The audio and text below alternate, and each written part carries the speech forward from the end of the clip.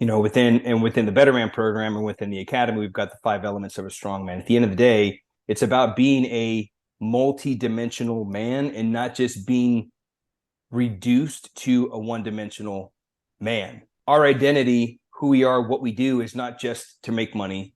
It's not just to work out. It's not just to be all faith, religion, etc. driven. Like, we need to be able to balance these multiple dimensions. And I think that the man that can bring these multiple dimensions into unity, into harmony, I think that's the guy that has it all. Basically, that's the guy that can pretty much accomplish anything in his life.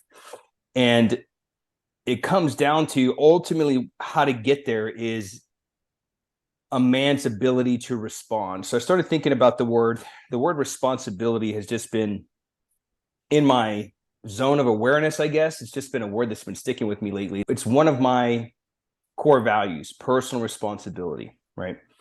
And I started thinking about that word. Responsibility's got 2 words. It's got response, and then it's got ability. It's our ability to respond. Okay, so today, men and the world at large, we are not taught how, or we are not shown how to respond. We have one of 2 options as a result of this. We project, so anger, we snap, we enter bouts of rage, we project out pretty much to anybody within our sphere. So our kids are affected, our wife's affected, our community, our fellow man is affected. Or option number 2 is no response. We hold everything in. We don't say anything. We don't speak the truth of how we're feeling, what we're feeling, etc. We just begin to push all that down. And that's that first element of that first lesson in being strong in your mind is you're doing the bucketing work, which is what we'll kind of touch on today, is getting clear on who took your dog, that lost dog. And so in order to do that, you got to get below the pond, below the surface of your soul to figure out what's happening. And so most men, and I've been there for years, we choose not to respond. We hide beneath the surface of our pond, right? Of our soul. So why do we hide? Hiding is our initial response to God when he comes looking for us in the garden. In the beginning, it's always good to go back to the beginning to learn where this all came from. In the beginning, God created the heavens and the earth, right? He created man in his image. Male and female, he created them, he says. So in Genesis, right, the fall of man happens. Eve takes the apple. Adam does nothing to defend his wife. All of humanity falls. And there's a moment in Genesis, chapter 3, 8 through 10. It says, when they heard the sound of the Lord God walking in the garden, he and his wife hid themselves from the Lord. They hid themselves among the trees of the garden. And so God comes out, right? And he's like, hey, he calls to man. He says, where are you?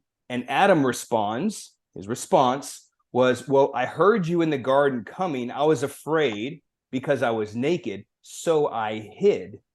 So Adam's initial response was to hide. You know, when God asked him that question, like, where are you? The more I started thinking about that question, it's like, well, if God is omnipotent, if he's all knowing, all knowledge, he wasn't asking Adam, like, where are you, like, geographically, right? Because he's God, he knows where he's at. What he's asking him is, where are you in relation to me? Where is our relationship here? And so Adam responds with, well, I hid because I was afraid. And I found it interesting that it says they hid amongst the trees of the garden. You see, as men, we hide in our environment. We hide in places that are comfortable.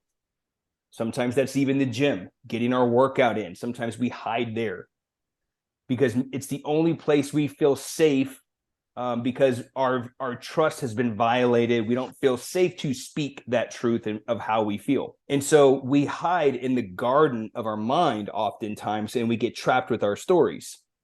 I believe it was Jordan Peterson, I think, touched on this in one of his talks on his biblical lectures. I believe it was of Genesis. And he said the garden can also represents the mind. And Adam was called to till and keep the garden. In Hebrew, I believe it's in Greek, it says abad and shamar. Abad and shamar means to protect and defend. If the garden is also the mind, and it's a place that we hide below that surface of our soul, then it means Adam was also called to till and keep and protect his mind. And through our mind, we give meaning to our thoughts, our stories, the stories that we tell ourselves about the circumstances and situations around us. And those stories, those thoughts trigger a particular response. And unless we're taught how to do that, we project out or we don't respond at all. We hide like Adam did.